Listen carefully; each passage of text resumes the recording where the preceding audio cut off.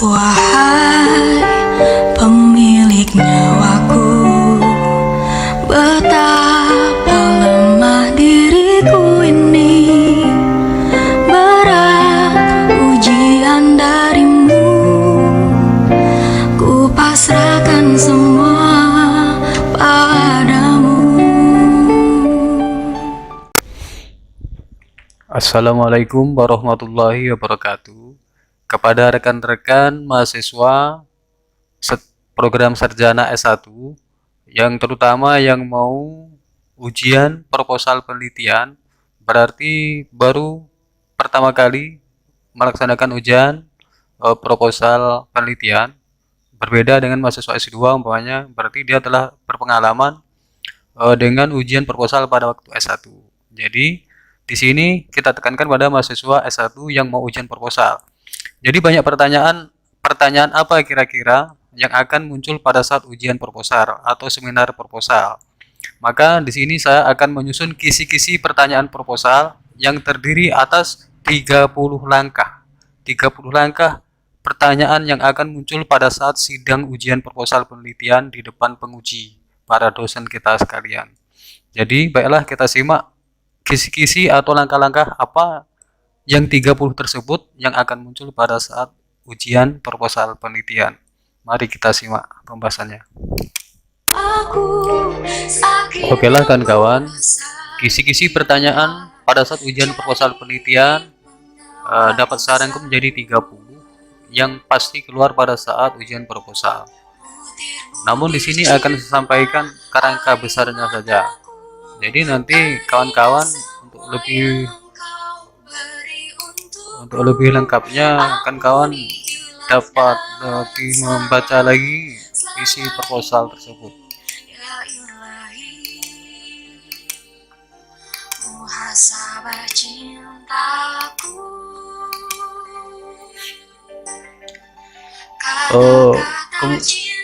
Kisi-kisi pertanyaan yang akan muncul pada bab 1 pendahuluan. Proposal kita terdiri dari 3 bab, yaitu bab 1, bab 2, dan bab 3. Jadi pada pendahuluan ini kisi-kisi pertama, langkah pertama adalah judul penelitian. Kita sebagai peneliti harus hafal di luar kepala kalau ditanya judul penelitian. Biasanya dosen penguji akan marah apabila kita ditanya judul penelitian kita saja tidak tahu. Kalau ditanya judul saja tidak tahu atau tidak hafal, bagaimana kita akan menguasai isi selanjutnya, begitu kan? Kemudian yang kedua, langkah kedua adalah variabel penelitian. Kita juga harus tahu di luar kepala, ingat di luar kepala apa judul, apa variabel penelitian kita. Variabel penelitian itu datang dari judul. Umpamanya variabel X dan variabel Y. Umpamanya hubungan antara human relation terhadap kinerja. Berarti human relation sebagai variabel X dan kinerja sebagai variabel Y. Oke kawan. Kemudian langkah yang ketiga, kita harus tahu indikator penelitian. Setelah kita tahu variabel penelitian, maka langkah selanjutnya kita harus tahu indikator. Jadi judul, variabel, indikator tidak boleh terbalik dari umum khusus ke lebih khusus. Indikator terletak dalam variabel penelitian kita, baik variabel X ataupun variabel Y yang seperti saya sebutkan tadi. Ada indikator-indikatornya, dan indikator itu yang akan kita tarik menjadi kerangka dari angket atau kuesioner atau alat instrumen kita. Kemudian langkah yang keempat adalah teori inti atau grand teori.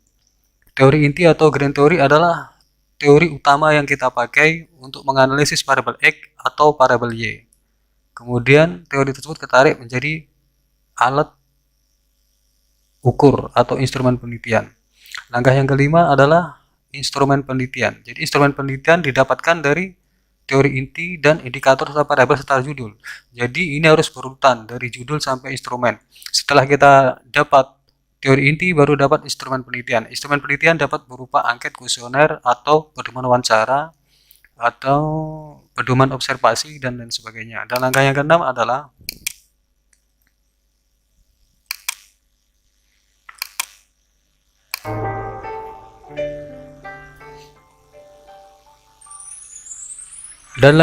adalah alasan pemilihan judul.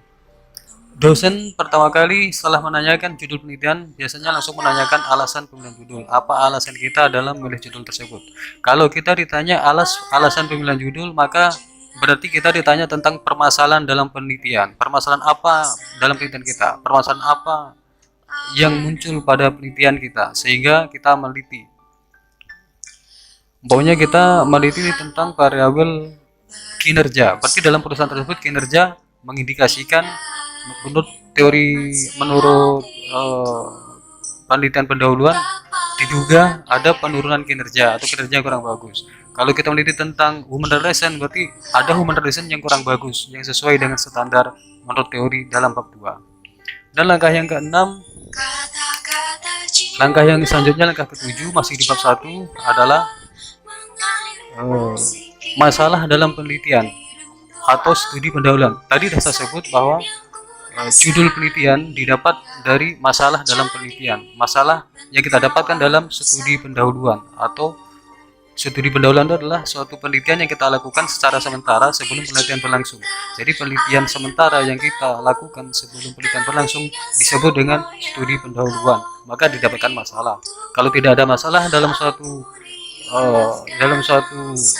objek yang kita teliti, maka tidak bisa dilakukan penelitian. Itu normanya. Kemudian yang kedelapan adalah rumusan masalah penelitian.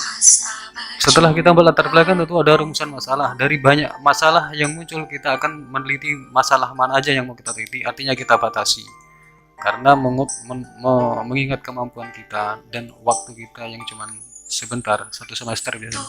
Kemudian tujuan penelitian. Tujuan penelitian adalah jawaban dari rumusan masalah.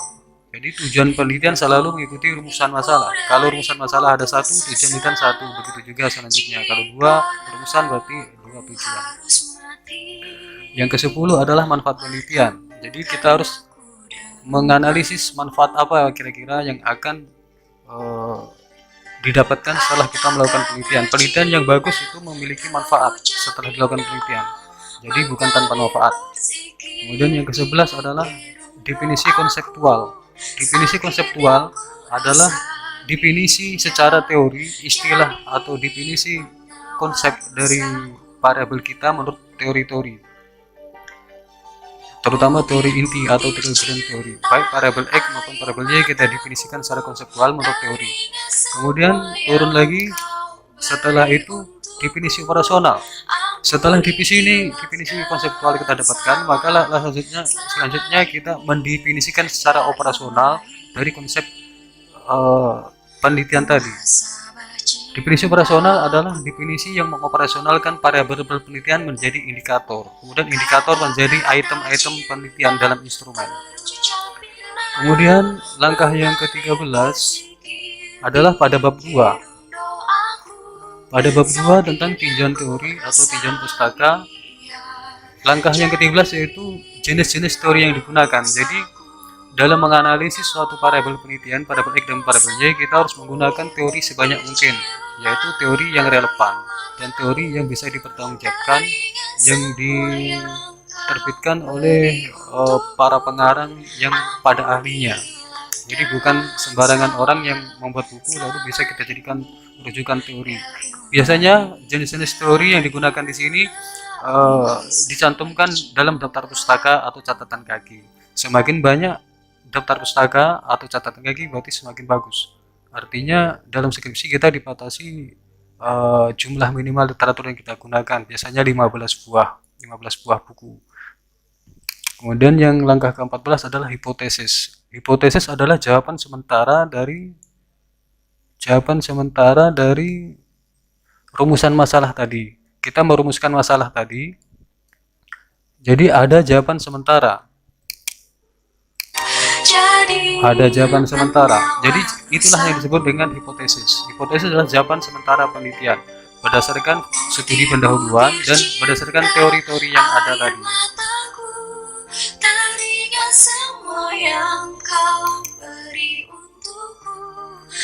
Kemudian yang ke-15 adalah kerangka berpikir. Kerangka berpikir penelitian adalah konsep pemikiran kita, konsep praktis pemikiran kita tentang penelitian yang kita lakukan. Bagaimana pengaruh variabel X terhadap variabel Y kalau dia penelitian asosiasi, dan bagaimana gambaran-gambaran dari variabel X, bagaimana kita menjelaskan dengan indikator-indikatornya, dengan item-itemnya, kemudian bagaimana pola hubungannya kalau dia berhubungan atau asosiasinya dan lain sebagainya dalam bentuk skema, dalam bentuk kerangka pemikiran. Kerangka berarti skema. Oke kawan, kemudian kita lanjut ke bab 3. Bab 3 pada langkah ke-16 itu ada penelitian terdahulu. Jadi kawan-kawan harus bisa membedakan, tadi saya sebut tentang penelitian pendahuluan. Apa bedanya penelitian pendahuluan sama penelitian terdahulu? Penelitian pendahuluan adalah penelitian yang kita lakukan sementara sebelum penelitian dimulai. Jadi penelitian pendahuluan tadi berguna untuk mencari permasalahan penelitian yang akan kita jadikan judul. Tapi dalam langkah 16 ini ada penelitian terdahulu. Penelitian terdahulu adalah penelitian yang telah dilakukan oleh orang sebelum kita meneliti. Baik penelitiannya sama persis atau agak mirip, tapi ada bedanya. Mungkin tempatnya atau variabelnya ditambah dikurang, kemudian jenis penelitiannya, jadi harus ada bedanya. Kalau seandainya sama persis berarti tidak boleh diteliti. Maka dalam penelitian terdahulu ini gunanya adalah untuk rujukan kita dalam penelitian kita biar semakin kuat, dan untuk meninjau apakah penelitian kita itu sudah dilakukan orang lain atau belum begitu. Jadi itu manfaatnya. Kemudian langkah ke-17 masih dalam bab 3 metodologi penelitian adalah metode penelitian. Kita babnya bab 3 metodologi. Kemudian langkah ke-17 ini metode. Jadi kawan timbul pertanyaan, apa bedanya metodologi sama metode? Kalau metodologi adalah suatu Oke kawan, kita lanjutkan lagi. Perbedaan metodologi sama metode. Metode penelitian sama metodologi. Berdasarkan dari pakar metode penelitian kependidikan Profesor Dr. Winarno Surahman yang banyak dirujuk bukunya, bahwa perbedaan antara metodologi sama metode penelitian adalah metodologi itu lebih umum dari sekadar metode. Jadi metodologi penelitian adalah sekumpulan peraturan-peraturan untuk menetapkan metode apa yang dipakai. Jadi metode diatur oleh metodologi, sedangkan metode sendiri adalah suatu, menurut Winarno Surahman, Profesor Winarno Surahman dalam bukunya 1961, metode penelitian adalah suatu cara yang dilakukan oleh peneliti dalam rangka mengumpulkan informasi atau data di lapangan atau di tempat penelitian yang kemudian diolah, dianalisis atau diinvestigasi sehingga mendapatkan suatu kesimpulan penelitian. Itu yang disebut dengan metode penelitian. Kemudian langkah yang ke-18 yang selalu ditanyakan oleh dosen pada saat ujian proposal penelitian adalah jenis penelitian. Jadi selalu bertanya dosen, jenis penelitian kita apa? Kita akan melakukan penelitian dengan bagaimana? Dengan jenis apa? Kalau dosen penguji bertanya tentang jenis penelitian, maka dia bertanya penelitian kita pakai angka-angka atau tidak. Penelitian kita hanya dikarang-karang pakai kalimat atau melibatkan angka-angka dalam analisis datanya. Jika penelitian kita melibatkan angka-angka dalam analisis datanya, berarti jenis penelitian kita adalah kuantitatif. Dan apabila tidak melibatkan angka-angka, hanya sekedar kalimat-kalimat atau karangan-karangan, berarti penelitian kita jenis kualitatif. Dan langkah ke-19 yang selalu ditanya oleh dosen penguji adalah subjek atau populasi penelitian. Subjek atau populasi penelitian adalah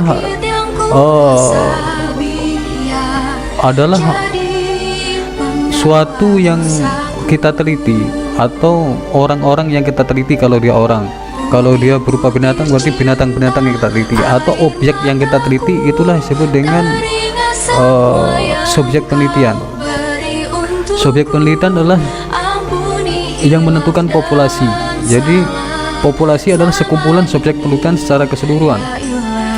Dan apabila sekumpulan subjek penelitian secara keseluruhan yang disebut populasi tersebut kita tarik sebagian atau keseluruhannya jadi responden penelitian atau subjek penelitian, berarti itu disebut dengan sampel. Jadi sampel adalah bagian dari populasi. Ingat kawan, apa yang saya sampaikan adalah langkah-langkah penelitian yang selalu ditanya oleh penguji atau dosen penguji dalam suatu ujian proposal penelitian. Jadi apa yang saya sampaikan ini adalah dari umum ke yang khusus. Jadi berurutan. Kemudian teknik penentuan sampel bermacam-macam. Ada total sampling. Kalau sampel itu ada jumlahnya sama dengan populasi. Total sampling atau sampel jenuh, dan banyak teknik penentuan sampel lainnya, atau random sampling dan lain sebagainya. Kawan bisa baca di buku-buku literatur metode penelitian. Kemudian langkah ke-21 adalah teknik sampling. Teknik sampling yang tadi saya sebut ada sampel jenuh, random sampling dan lain sebagainya. Kemudian langkah yang ke-22 ini balik lagi ke bab 2.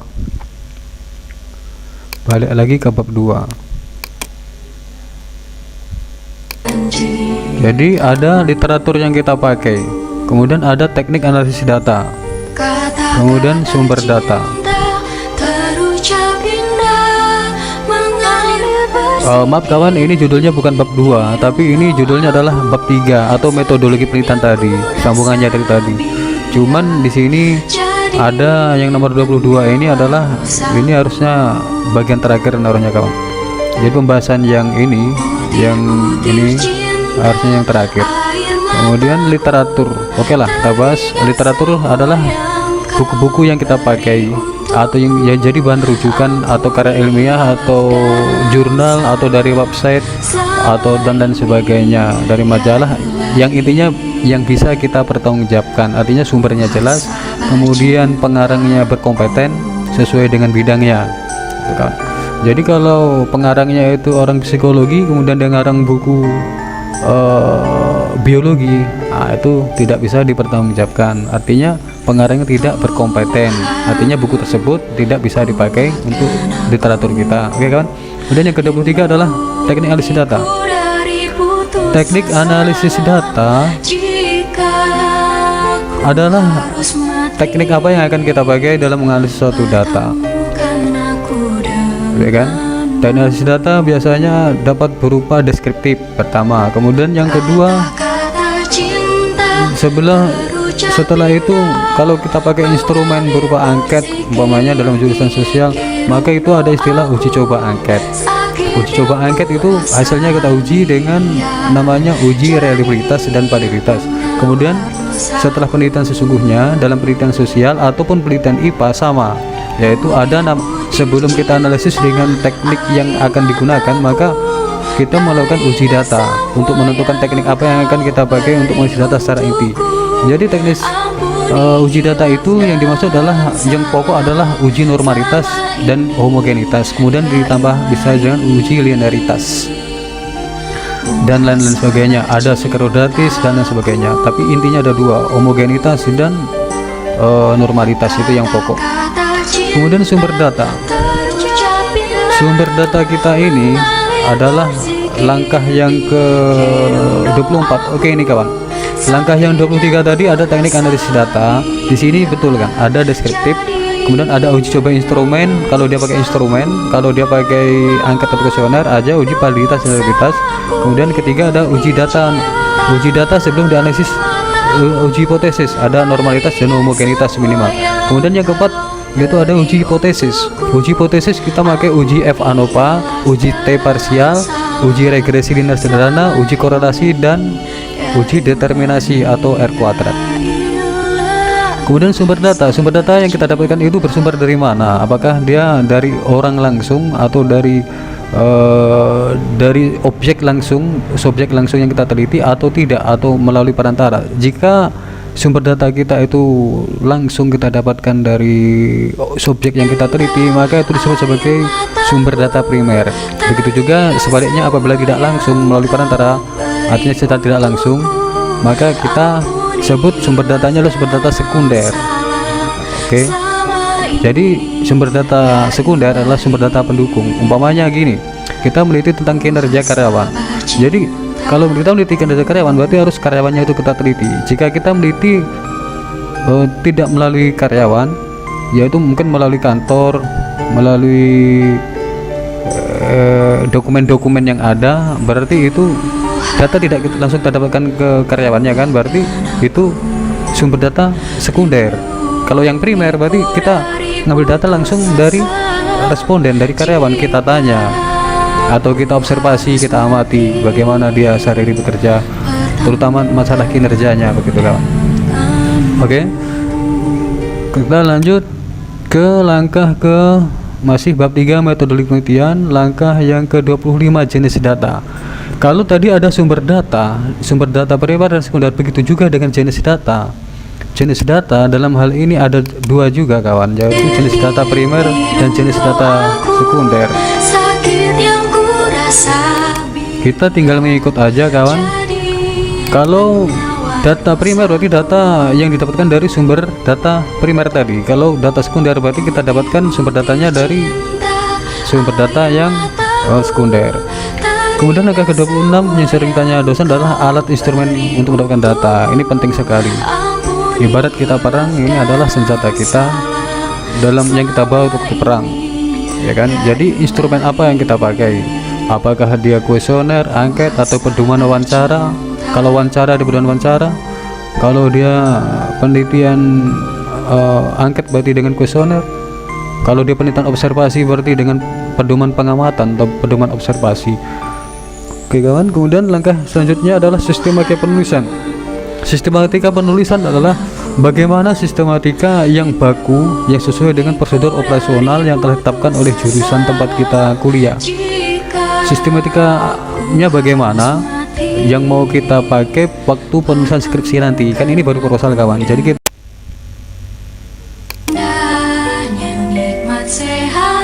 Oke kawan, kita lanjut.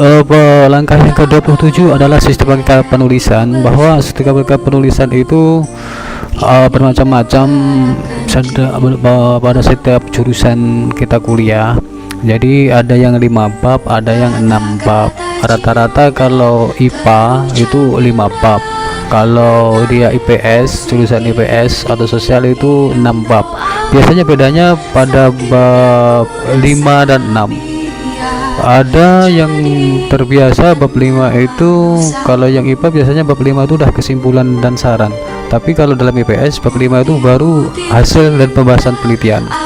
Jadi bedanya adalah pada bab 4. Bab 4 dalam penelitian sosial biasanya dia gambaran umum tempat penelitian atau gambaran umum perusahaan. Kalau di penelitian IPA biasanya bab 4 itu adalah bab hasil dan pembahasan penelitian.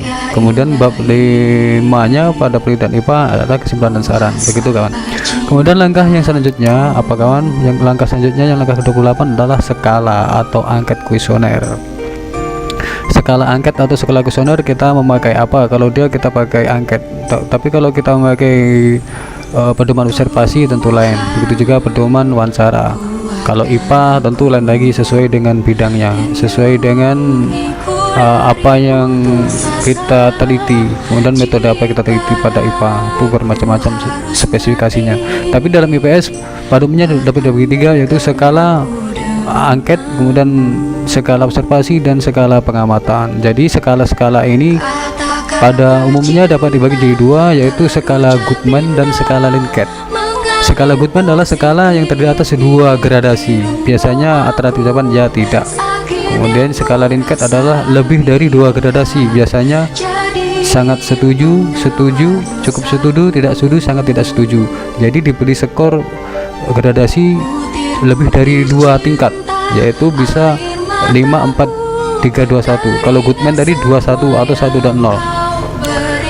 Kemudian di sini dapat saya katakan bahwa yang penting sekali bahwa kalau penelitian kita deskriptif biasanya skala dipakai Goodman atau cuma gradasi 2. Tapi kalau penelitian kita sudah melibatkan statistik yang rumit, biasanya penelitian komparasional atau pembedaan, kemudian penelitian asosiatif atau hubungan atau pengaruh, bahwa skala yang kita pakai tidak boleh Goodman karena tidak mendukung untuk analisis statistik. Tapi skala kita pakai adalah skala Likert, skala gradasi yang lebih dari 2 tadi.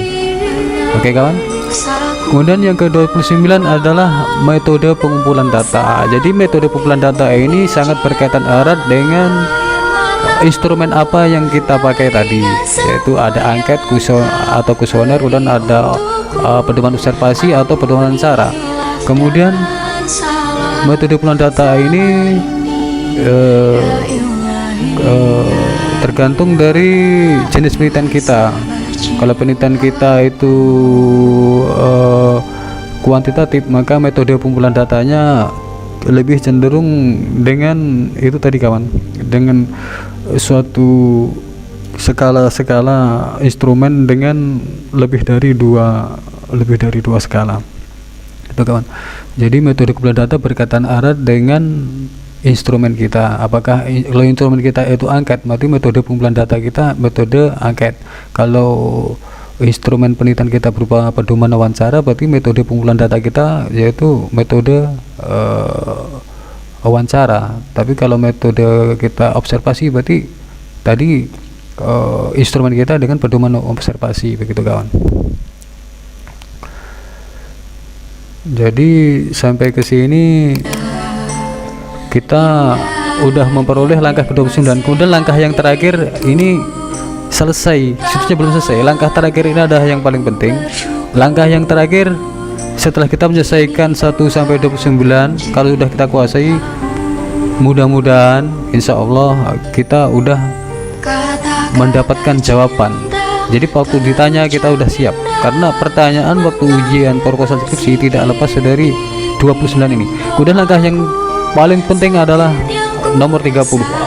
Walaupun katakanlah kita pandai bisa menjawab semuanya pertanyaan, tapi kalau ada saran dari dosen itu kita selalu membantah, kemudian kita sok pinter, seolah kita dari segi akademis di atas dosen penguji kita, padahal kita sarjana belum. Dosen kita minimal kan master, rata-rata doktor kalau tempat kita nih. Jadi langkah yang ke-30 adalah nurut. Jadi kita harus menurut apa kata penguji, apa kata dosen waktu ujian proposal ini. Apapun yang dikatakan dosen dalam ujian, kita harus mengiyakan. Iya Pak, iya Bu, saya terima saran Bapak sebagai bahan perbaikan dari proposal saya biar lebih baik lagi. Makanya dalam pembukaan ujian, sebelum kita mempresentasikan proposal kita, jadi kita waktu pembukaan itu kita bilang bahwa saya akan membacakan atau mempresentasikan proposal saya dengan sebaik mungkin. Kemudian pas penutupannya, setelah kita sampaikan presentasi, kita kan mau menutup sebelum kita mengucap salam penutupan, kita bilang demikianlah presentasi proposal penelitian saya. Untuk selanjutnya, jika ada kekurangan, saya mohon kritik dan saran dari bapak-bapak ibu sebagai penguji dan sebagai pembimbing saya. Kritik dan saran yang membangun agar supaya proposal saya menjadi lebih baik lagi, menjadi lebih sempurna, begitu Pak. Jadi intinya yang terakhir adalah kita nurut apa kata dosen, jangan dilawan. Itu pesan saya, jangan dilawan. Kalau dilawan nanti fatal. Jadi itu aja kawan yang saya sampaikan. Kurang dan lebih saya mohon maaf, dan saya yakin semua bisa, asal mau belajar, asal mau menguasai proposalnya. Kalau tidak, kalau belum paham bisa belajar lagi, bisa nanya orang yang lebih tahu, atau bisa menghubungi saya jika ada klien saya. Jadi demikianlah kawan, mohon dan maaf, mohon dimaafkan jika ada kekurangan dan ada ketersinggungan hati. Tujuan saya baik supaya kita sama-sama belajar, supaya Anda semua sukses. Wassalamualaikum warahmatullahi wabarakatuh. Salam BPS Bandi Bimbing Skripsi. Wahai